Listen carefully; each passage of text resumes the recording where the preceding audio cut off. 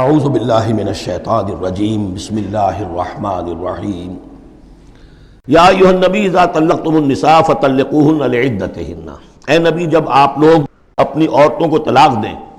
اب دیکھیے یا ایھا النبی واحد، طلقتم النساء فوراً جمع کا صیغہ، اس لیے کہ حضور سے تو یہ متعلق ہی نہیں ہے. حضور کو تو مسلمانوں کے نمائندے کی حیثیت سے اور معلم کی حیثیت سے اور ہادی کی حیثیت سے خطاب کیا گیا، اصل میں مسلمانوں سے ہے کہ جب تم طلاق دو اپنی بیویوں کو فطلقوہن لعدتہن، تو ان کی عدت کے حساب سے طلاق دو. عدت جو ہے وہ ایک تو یہ کہ طہر میں طلاق دی جائے، حیض کی حالت میں نہ ہو، اور پھر یہ ہے کہ اگر دینی ہی ہے تو پھر اس کے بعد بھی جو طلاق دی جائے وہ بھی پھر طہر کی حالت میں دی جائے. اس طریقے سے جو بھی قوانین ہیں. وَأَحْصُوا الْعِدَّةَ، عدت کا پورا لحاظ رکھو. وہ عدت اس طریقے سے بھی ہے کہ مطلقہ جو ہے جو عدت اس کی ہوگی اس کے اندر وہ کوئی اور شادی نہیں کر سکتی، البتہ عدت پوری کرنے کے بعد وہ آزاد ہوگی. عدت اس اعتبار سے بھی ہے کہ اگر طلاق رجعی ہے تو وہ اسی عدت کے اندر شوہر واپس اپنی بیوی کو لوٹا سکتا ہے، اور اگر وہ ایک یا دو طلاقیں تھیں، طلاق بائن ہو گئی ہے، ان کے درمیان سیپریشن ہو چکی ہے، تب بھی وہ بغیر کسی اور حلالے وغیرہ جس کو ہمارے ہاں کہتے ہیں کہ عورت کے لیے ضروری نہیں ہے کہ وہ کسی اور سے نکاح کرے پھر وہ طلاق دے تو سابق شوہر سے اس کا نکاح ہو، بلکہ یہ کہ وہ دوبارہ نکاح کر سکتے ہیں اگر صرف دو طلاقوں کے بعد عدت ختم ہوئی تھی. تو یہ تمام قواعد و ضوابط ہیں. واتقوا اللہ ربکم، اور اللہ کا تقوی اختیار کرو جو تمہارا رب ہے. لا تخرجوہن من بیوتہن، انہیں مت نکال باہر کرو ان کے گھروں سے کہ بس غصے میں آئے ہوئے ابھی طلاق بھی نکل جاؤ میرے گھر سے. یہ نہیں، یہ قطعاً غلط بات ہے. اس کی عدت ہے اور اس عدت کے اندر وہ تمہارے ہاں رہ سکتی ہے، تمہیں رکھنا ہے اسے اپنے ہاں. ولا یخرجن، وہ خود بھی نہ نکلے، الا ان یاتین بفاحشۃ مبینہ، البتہ اگر کوئی کھلی بے حیائی کی بات ہوئی ہے، کوئی بدکاری کی ہے عورت نے، وہ معاملہ اور ہو سکتا ہے کہ اس میں کوئی سختی کی جائے، عام حالات میں نہیں. وتلک حدود اللہ، یہ اللہ کے حدود ہیں. ومن یتعد حدود اللہ، اور جو اللہ کی حدود سے تجاوز کرے گا فقد ظلم نفسہ، تو اس نے تو اپنے اوپر بڑا ظلم کیا. لا تدری لعل اللہ یحدث بعد ذلک امرا، تمہیں نہیں معلوم کہ شاید اس کے بعد اللہ تعالیٰ کوئی نئی صورت پیدا کر دے. غصے میں آ کے ایک طلاق دی، بیوی ابھی عدت کے اندر گھر ہی میں ہے، ہو سکتا ہے کہ وہ غصہ ختم ہو جائے اسی میں، ایک ہی طلاق دی تھی رجوع کر لیا جائے. اللہ تعالیٰ کیا پتہ ہے، اور کوئی حالات ایسے پیدا ہو جائیں، نئی صورت پیدا ہو جائے کہ اس سے آگے بات بگڑے ہی نہ. فَإِذَا بَلَغْنَ أَجَلَهُنَّ، البتہ جب عدت پوری ہو گئی ان کی جو میعاد ہے، سے اب تمہیں فیصلہ کرنا ہوگا. فَأَمْسِكُوهُنَّ بِمَعْرُوفٍ أَوْ فَارِقُوهُنَّ بِمَعْرُوفٍ، یا تو اب طے کر لو کہ اگر رجوع کرنا ہے تو بس اپنے گھر میں روکو لیکن بھلے طریقے سے، یہ نہیں کہ انہیں ستانے کے لیے کہ جو روک لیا جائے. اور فارقوہن، یا پھر ان کو چھوڑ دو، ان سے علیحدگی اختیار کر دو، وہ بھی بالمعروف، بمعروف دستور کے مطابق بھلے طریقے سے. وَأَشْهِدُوا ذَوَيْ عَدْلٍ مِّنْكُمْ، اور اس رجعت اگر تم رجوع کر رہے ہو تو دو اپنے گواہوں، دو اپنوں میں سے جو معتبر لوگ ہوں جن پر اعتماد کیا جا سکتا ہے انہیں گواہ بنا لو کہ میں نے طلاق دی تھی، اب میں اس کو رجوع کر رہا ہوں، تو یہ دو گواہ اس کے ہیں. وَأَقِیمُوا الشَّهَادَةَ لِلَّهِ، اور یہ گواہی قائم کرو اللہ کے لیے. ذالکم یوعظ بہ، یہ ہے جو جس کی نصیحت کی جا رہی ہے. من کان یؤمن باللہ والیوم الآخر، اس شخص کو کہ جو ایمان رکھتا ہو اللہ پر اور یوم آخر پر. جیسے ہم نے دو جگہ دیکھا کہ حضور کا اسوہ حسنہ ہے، لیکن کس کے لیے؟ اپنی جگہ تو وہ اسوہ حسنہ کاملہ ہے، لیکن اس سے استفادہ کون کرے گا؟ من کان یرجو اللہ والیوم الآخر وذکر اللہ کثیرا. حضرت ابراہیم اور ان کے ساتھیوں کی زندگی میں بھی اسوہ ہے، کس کے لیے؟ من کان یرجو اللہ والیوم الآخر. اسی طرح یہاں فرمایا ذالک یوعظ بہ، یہ وعد اور نصیحت تو کی جا رہی ہے لیکن کس کے لیے؟ من کان یؤمن باللہ والیوم الآخر، جو ایمان رکھتا ہو اللہ پر اور یوم آخر پر. اب اس کے بعد اس سورہ مبارکہ میں یہ بڑا عجیب مقام ہے اس اعتبار سے قرآن کا. عجیب کے معنی کیا ہے؟ دل لبھانے والا، حسین.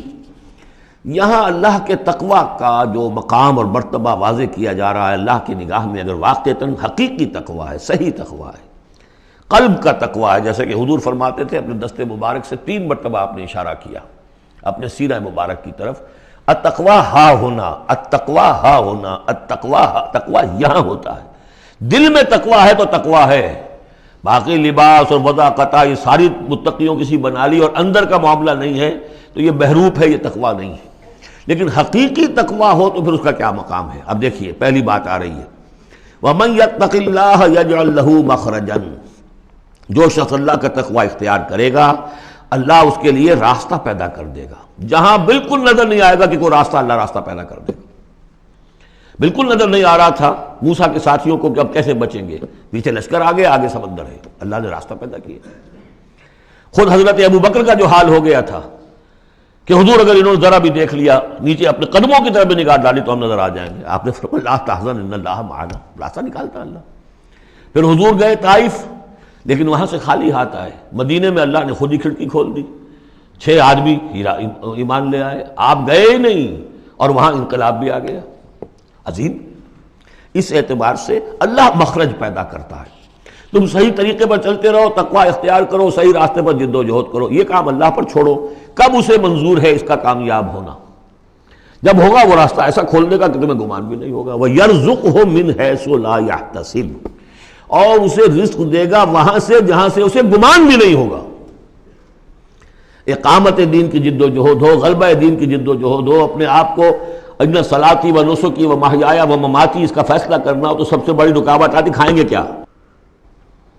تو اللہ تو کہتا ہے راضی میں ہوں، ہے ایمان اور یقین اس پر، کر کے دیکھو تو صحیح، اس پر اعتماد تو کرو۔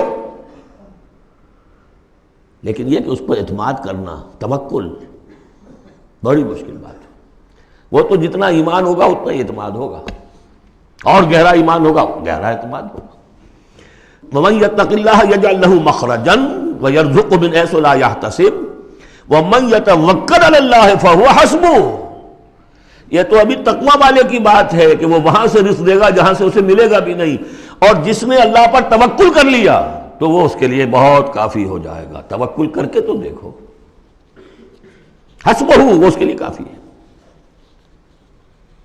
یہاں تک فرمایا ہے حدیث میں من کان فی حاجت اخیہ کان اللہ فی حاجتہ، اگر کوئی مسلمان اپنے کسی بھائی کی ضرورت پوری کرنے میں لگ رہا ہے، اپنا وقت صرف کر رہا ہے، اللہ اس کی ضرورت پوری کرنی شروع کر دیتا ہے۔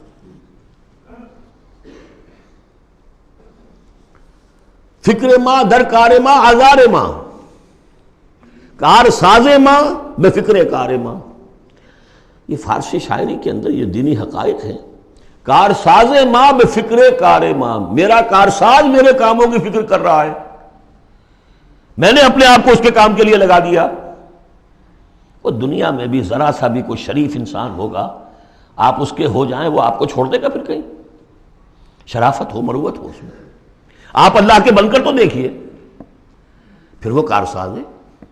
کارساز ماں بے فکر کار ماں، فکر ماں در کار ماں آزار ماں، جب میں اپنے معاملات کی فکر خود کرتا ہوں، کوئی نہ کوئی ٹھوکر کھاتا ہوں، کوئی نہ کوئی غلطی کرتا ہوں، آزار اپنے سر کے اوپر پیدا کر لیتا ہوں۔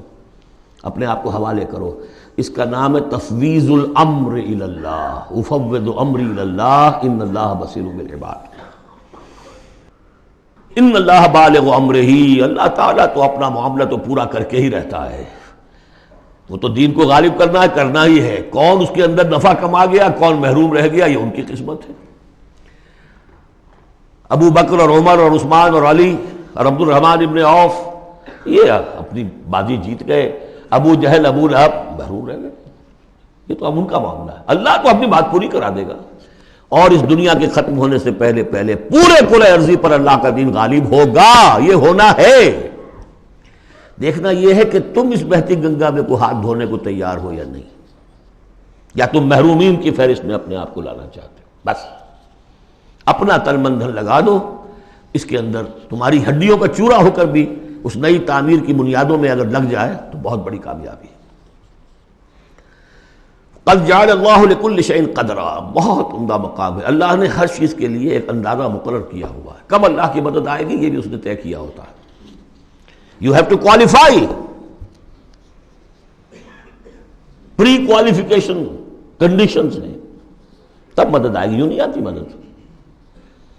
اپنا سب کچھ لگا دو، پھر کہو کہ اللہ میری 15 برس کی کمائی کل میدان میں میں نے وجود ڈالی ہوئی ہے، 15 برس کی کمائی، دن کی اور رات کی کوششیں ہیں میری، صبح اور شام کی کوششیں ہیں میری، 15 برس وہ میدان میں نے لا کے ڈال دی ہے۔ تب پکارو اللہ کو۔ اپنا مال بچا کے رکھنا ہے، اپنی مستقبل کو بھی بچانا ہے، اپنی اولاد کو بھی بچانا ہے، اور اللہ کا دین غالب ہو جائے۔ کہیں نام لکھا کے کسی جماعت میں شامل ہو کر بڑا تیر مار دیا، گویا کہ اللہ تعالیٰ تو جانتا ہی نہیں کتنی کنٹریبیوشن ہے، کتنا ایثار ہے، کتنی قربانی ہے، کتنا وقت ہے، کتنی محنت ہے، اللہ جانتا ہے۔ باقی اس نے ہر چیز کا ایک اندازہ مقرر کیا ہوا ہے۔ صدق اللہ العظیم۔